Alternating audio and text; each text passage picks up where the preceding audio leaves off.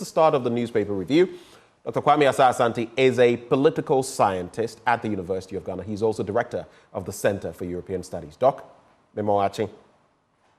Yeah, we're about. Mr. Marching, my sweetie, Aching. Good morning. Good morning to you. Yes. Indeed now. So we're going to start from here, as always, give you time to share a few thoughts, and then Sweetie will follow up from there with her stack of papers. Doc? Yes, I think today I want to look at a few issues that have cropped up in the campaign. One of it is the issue of the gesture of some of these campaign leaders. In recent times, we've seen the Vice President, John Mahama, and some of the MPs, at least I've seen one, that is Junior Maibukwe and all that. What are they doing that is worth talking about this morning? You see them, some of them, dancing around when they meet the youth. You see some of them, washing clothes, Maibukwe's son. You see some of them visiting places where people are having fun, playing indoor games and all that, and trying to take part in this. They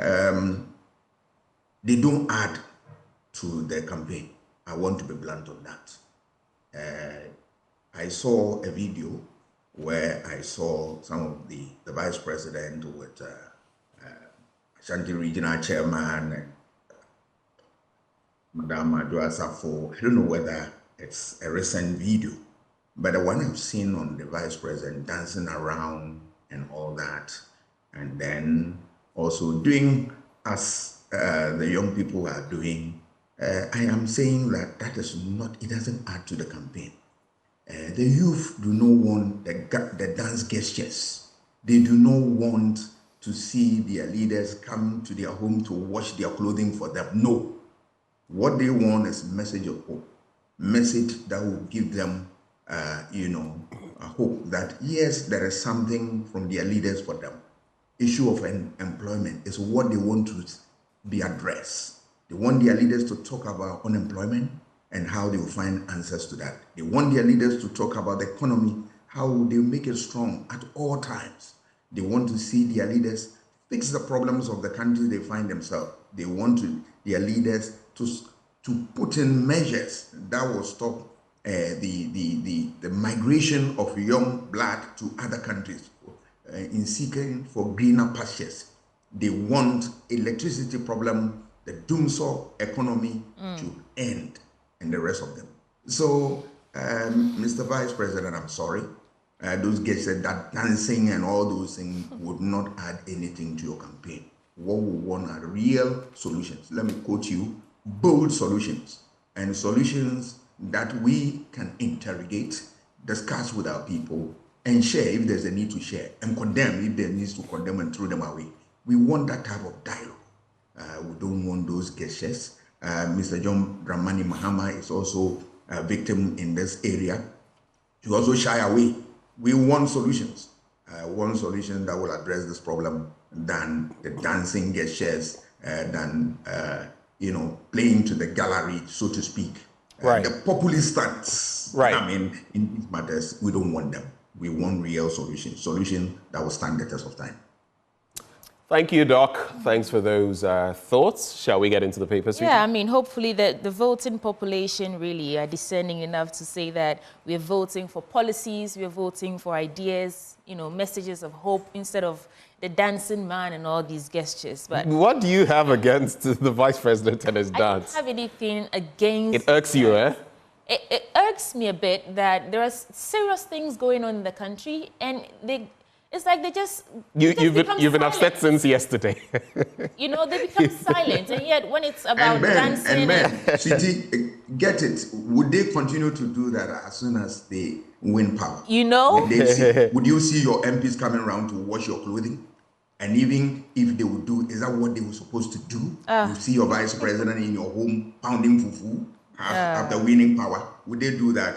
I wouldn't want to go there. But Doc, it also tells that that's how low they think of us. They think that's what wins the vote for them. You see, so they do that because and then criticize so that we bring to the attention of our people that, look, this is not good enough. Shy away from this. Right. When they come, don't give them attention. Okay. Let's get into the papers. I have three major papers, so I'll do 3 stories in each. So I'll quickly run through the Daily Guide, and then I'll come to you, Doc, before we get into the others. I'll start with the Daily Guide newspaper. On the front page, on this hotel demo, protesters clash with police. On the 2.37 million euro ambulance case, JACPA sends AG 68 WhatsApp messages. Court throws out suit against IGP. BOG, Bank of Ghana, justifies GN Bank's license revocation, and woman kills mother over witchcraft. Let's get into the stories now. Yeah, that's a rather sad one. I'll get into that story as well so we get the details.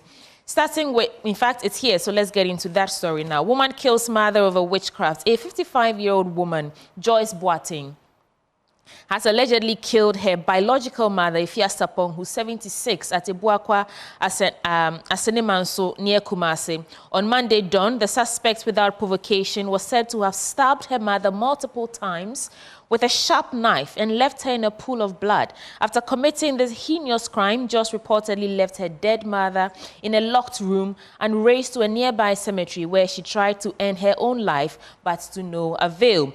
According to reports, a certain man of God had prophesied to Joyce that her mother was a witch and responsible for the difficulties she had been facing in life. We're all going through, everyone is facing one thing or the other. It shouldn't...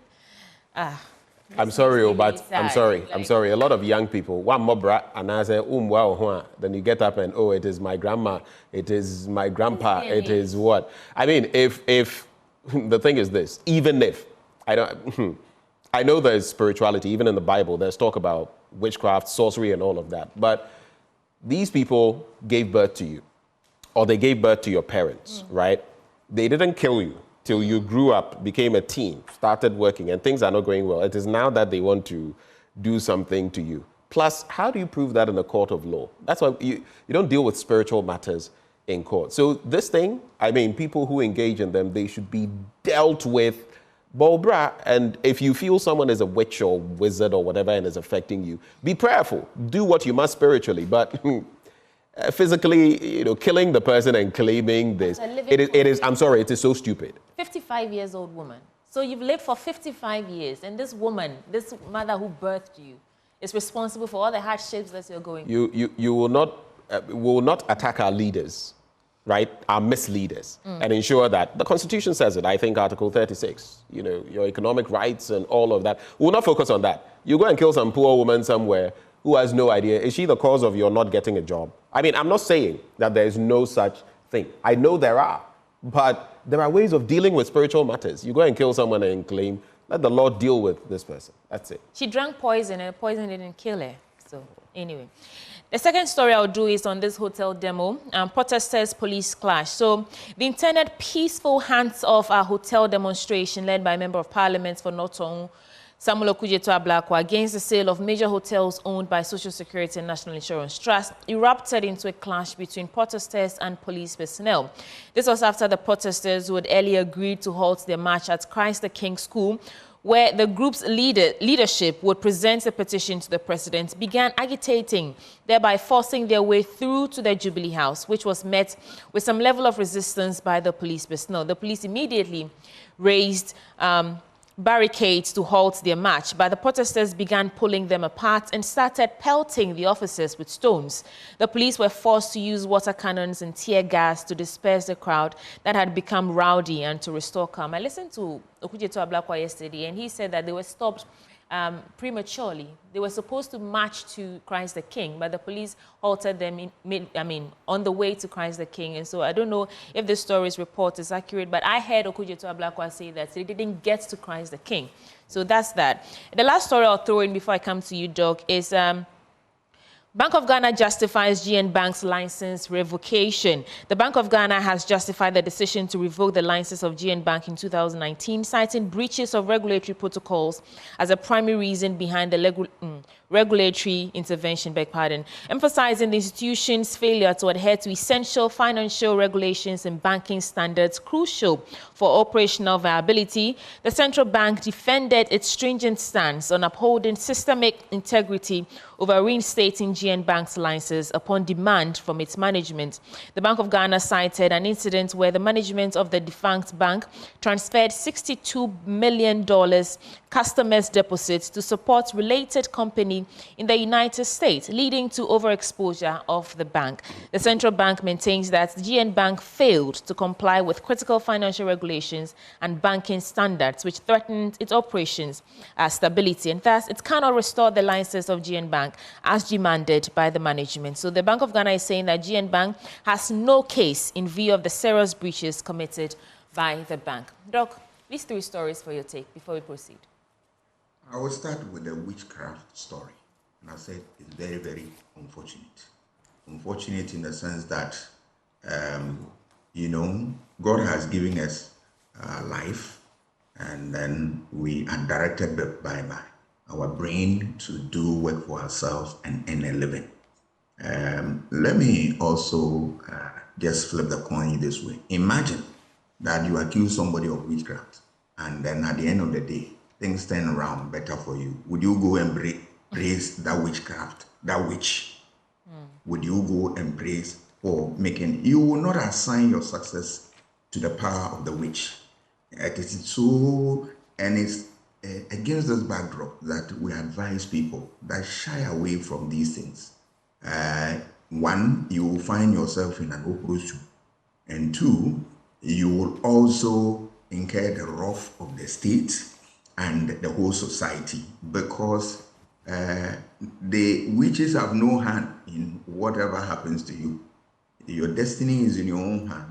How you model yourself, how you direct your own affairs is a function of your success or your suffering. That's it. So if you decide to take your chances right and then go by the rules of society and that of your religion you believe in, you are good to go. If you decide to do otherwise, you must prepare for a pain that you are supposed to bear. So I think people like this, the law, the coercive apparatus of the state, I'm sure, have taken judicial notice of the action, and they will find a proper place for their conduct. We don't need such people in society, because they are enemies to the open society. And that, why do you want to kill somebody? The person you call a witch is even struggling with her own problem, and you going ahead to inflict pain and then eventually death to that person, cause death to that person. That's unfortunate. We need to educate our youth that, look, success is by dint of hard work, and that you need to always organize yourself well and take advantage of your society and move on. No society is perfect, but we need to take advantage of whatever little opportunities that come our way to make life better for us. And Nkrumah told us that organization decides everything. And I'll add Aristotle's saying that the unexamined life is not worth living. If you are living a certain lifestyle and you are not making progress, take a back seat, reflect upon it, do self-introspection, soul searching, and at the end of the day, you know where the problem comes from. It doesn't come from any witch. I am a traditional person. I believe in traditional things, but I don't believe in the power of any witchcraft. I work. My destiny is my own hand, and I have to work and make life better for myself. That's all. All right, Doc. There are many other stories in the Daily Guide. Pick one for yourself and get into the stories. Now let's come to the Ghanaian Times newspaper. On the front page on economic recovery program, World Bank has approved $250 million for energy sector, provides $10 million grant to help improve service delivery. Let's collaborate to change global financial architecture. That is Abena Osei-Asare urging African government. Economy grows to 4.7% first quarter of 2024. That is according to Ghana Statistical Service. Interior Ministry cracks down on unapproved private security uniforms. I'll do 3 quick stories here, starting from page 3. Security personnel schooled on election violence prevention. A total of 111 security personnel yesterday began a 5-day election violence security course to deepen their knowledge in security issues ahead of the 2024 general elections. The course is designed to address electoral violence in West Africa by equipping personnel of law enforcement agencies with effective prevention, management and response strategies. And this is happening in Tamale, the northern regional capital. The participants were drawn from the Upper East, Upper West, Savannah, Northern and Northeast regions. And it's a 5-day event which forms part of efforts to ensure a peaceful and successful polls in December 2024. And it's being organized by the Kofi Annan International Peacekeeping and Training Center with support from the German government. It is aimed to enhance the capacity of government security services across West Africa to safeguard the electoral processes and ensure free, fair and peaceful elections.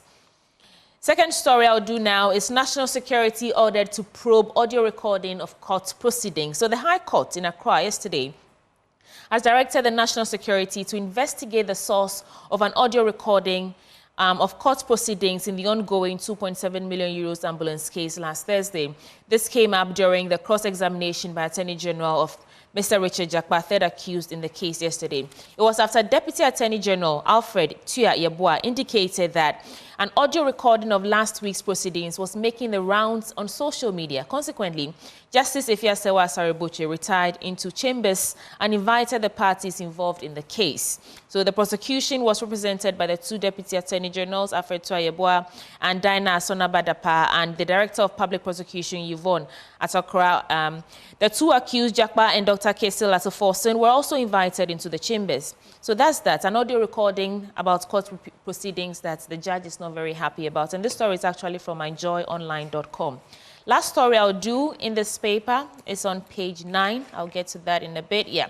World Bank approves $250 million for energy sector, provides 10 million grants to help improve service delivery. So the World Bank has approved an amount of 250 million credits from the International Development Association to support a 4-year Ghana energy sector recovery program for results to improve the financial viability of electricity distribution and increase access to clean cooking solutions. In addition, the World Bank had provided a $10 million grant from the Energy Sector Management Assistance Program to help improve energy service delivery. A statement issued by the Ministry of Finance in Accra yesterday and copied to the Ghanaian Times said the P4R would provide financing directly to energy sector utilities to implement capital expenditure programs and complement regulatory and policy reforms of the energy sector. The Finance Ministry said the support was under the World Bank's Development Policy Financing Series and the ongoing IMF Extended Credit Facility Program for Ghana. There are many other stories, like Interior Ministry cracks down on unapproved private security uniforms. And on the back page, include recommended herbal medicine into National Health Insurance medicine list. And 2024 Green Ghana project exceeds targets. But those are just the ones we'll get into now. Doc? Yes, I will start with the election violence and security issues. This democracy, we have come a long way to build it up to this level. People have sacrificed their lives and they've brought it to this point. We have seen trouble happening in around the sub-region, and we want to make sure that we don't reverse. Democracy, when they reverse, people go back to authoritarian rule, and life there you and I are not happy with. So we want to maintain our democracy all the time. But we have seen time and again where there are violence that have even marred certain electoral processes and all that. I'll commend the Kofi Annan Center for this bold initiative. It is the way to go. And I urge the security, the apparatus, that look, it is not enough to go through that training and then when you get to the field, something different happens. We want them to walk the talk. What they have learned from that, they should implement that. And that the service they have rendered for the country towards election security, they've done so well so far. But a few aberrations we have seen, we don't want a repeat of that. Where last election, 8 people were gunned down and up to date. Nobody found the reason to talk about it and discuss them and then find a solution to this problem. It's unfortunate. We don't want a repeat of that, because these are nothing but they serve as a blot on the mind of our democratic credentials. We don't want that. We want genuine, free and fair election policing, and that you see professionals at work and then they allow the process to go on without type of what behavior. So this type of program is good, and it should strengthen the frontiers of policing in election. Remember that you can have all the nice processes going on during election, but when there's violence, it throws everything out. This democracy is too expensive for us. Let us see it. I'll touch on the World Bank and then the support for the energy sector. We always get support here and there, and at the end of the day, we still have problems. Why? We need to put our house in order and then make sure that the energy problem is dealt with once and for all. The story and the politics in there is what I am angry about. All the time, our leaders are not transparent in the things that are happening in the energy sector. They give us half truths. They don't tell us the whole picture and all that. And we always play politics with some of these things. Please let us have make sure that the energy sector problems are fixed once and for all. Any support we get is an additional something. We should not always rely on outsiders to support all the things that we do, including generating energy for our own selves and then making our lives better. There's a cost to that. That if you want to depend on donor agencies or international organizations for support for certain basic things of your life, you need support from them. A time will come, they'll hold you to ransom. So we don't want to get there. Let us organize ourselves internally and make sure that we take our destiny in our own hands, and then we make things better for us. So we have a lot of resources. Let's manage them well and support our own cause and leave donor agencies. If they come in, fine. If they don't come in, we move on, because there's a price to pay for receiving support from donors and international organizations. The day that you pay for, you'll be in pain. Right. Let's hope that day never comes. The last paper on my table this morning is the New Finder newspaper. On the front page, economy grows 4.7% in first quarter, driven by industry and service sectors. World Bank approves $260 million for Ghana's energy sector. Helps solve Ghana's economic woes. PK Amwabeng to business executives. Demo rock sale of 60% shares in Senate hotels. Some of these stories we've already gotten into, so I just want to touch on this story on page 2 of the New Finder newspaper. Ministry of Health appeals to medical laboratory professionals to call off strike.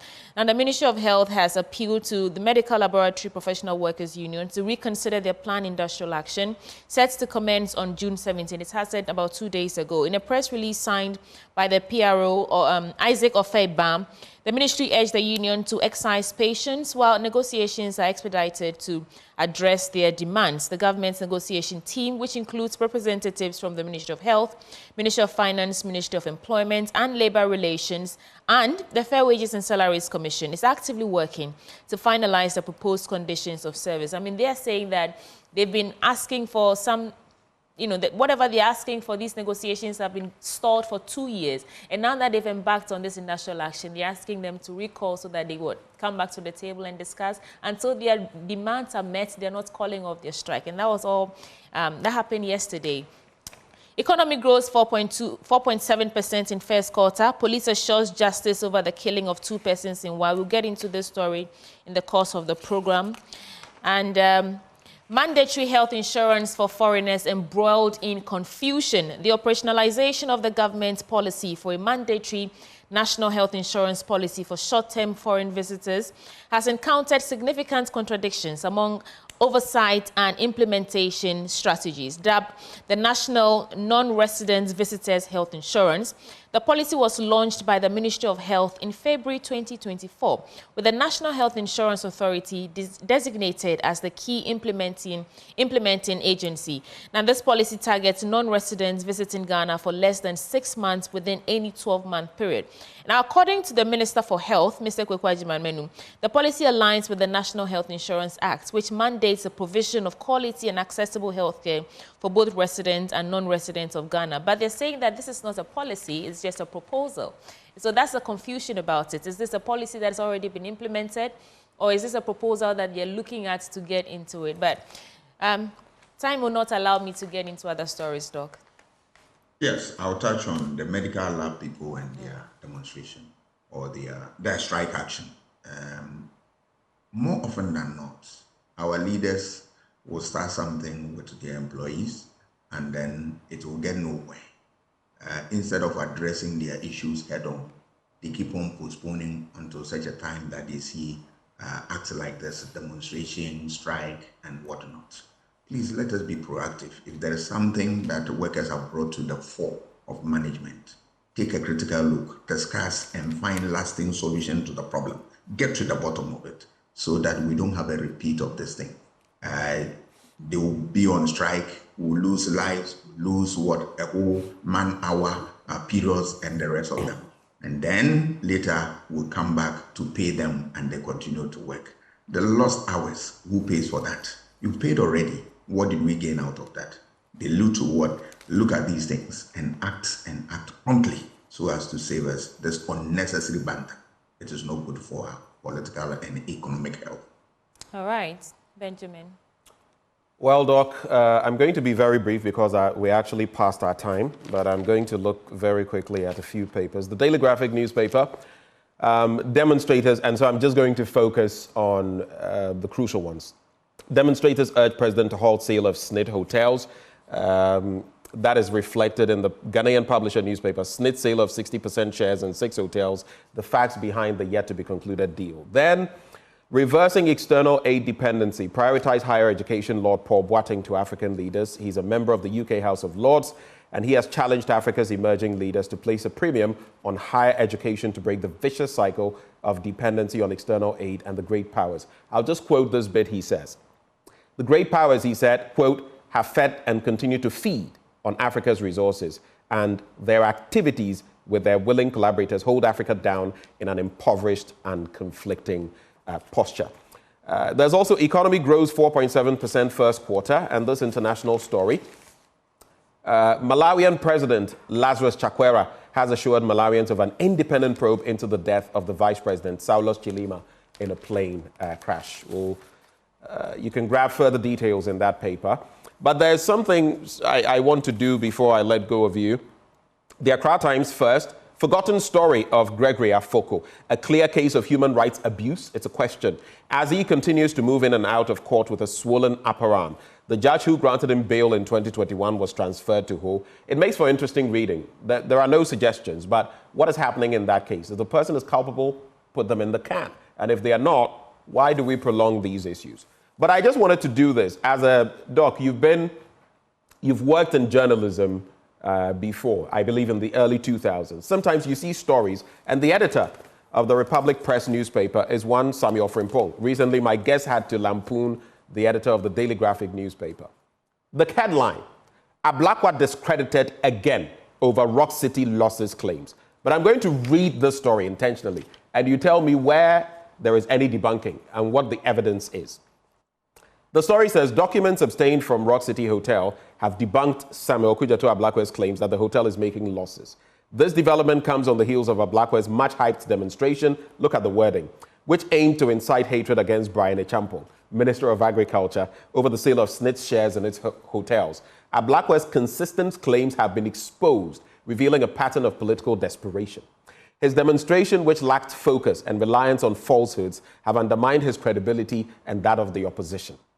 The documents from Rock City Hotel clearly indicate that the hotel is operating profitably, contradicting Ablakwa's claims. This evidence raises questions about Ablakwa's true motives and his willingness to spread falsehoods for political gain. The SNIT Hotel shares sale controversy has been hijacked by Ablakwa's political agenda, distracting from legitimate concerns and substantive issues. Reading this story, like it lacked focus and reliance on falsehoods, he has discredited himself and the opposition, his true motives, hyped demonstration. Who is editing this paper? I am shocked. And by the way, where is the evidence to the contrary that you claim to have? You put this out, no evidence, and he cited one of the big 4 accounting firms in terms of his source of data, and even I believe the GRA. What is your source? I'll leave you with that, since you've also worked with the press before. Final comments, Doc, and we can go. Yes, I think it's very unfortunate. I don't see it as a story. I see it as a commentary without the facts in there. If you are writing an opinion, the opinion flows with facts, and that it should be treated as such. If it's a straight news story, there's a way to put it across, and it should be backed with facts. I didn't see those ingredients in the story. It's for me, any other thing that he churned out. Let's leave it and move on. The real stories are what we are seeing at Shraj, what we are seeing with the people demonstrating about the issue, what we are seeing about labor, telling us what they want to do, and then the people of Gandangwe community hitting the street and, expressing themselves in this fashion. That's the real issue. So I believe that the editor should go back to the basis and get the basis right. These things do not help his or her paper. I believe that he need to up the game. It is important, and that we make sure that journalism practices to the highest. Yeah, that's all that I can say. But the demonstration that also degenerated into some level violence, those things, very unfortunate. People have the right to demonstrate and express themselves. Public opinion, how in political science, demonstration is part of the means by which we express issue of public opinion. Right. So, and the Constitution gives us the power to do that. So when we do that, we should not be faced with any difficulty and all that, provided we also work within the framework of the law. That is how it ought to be.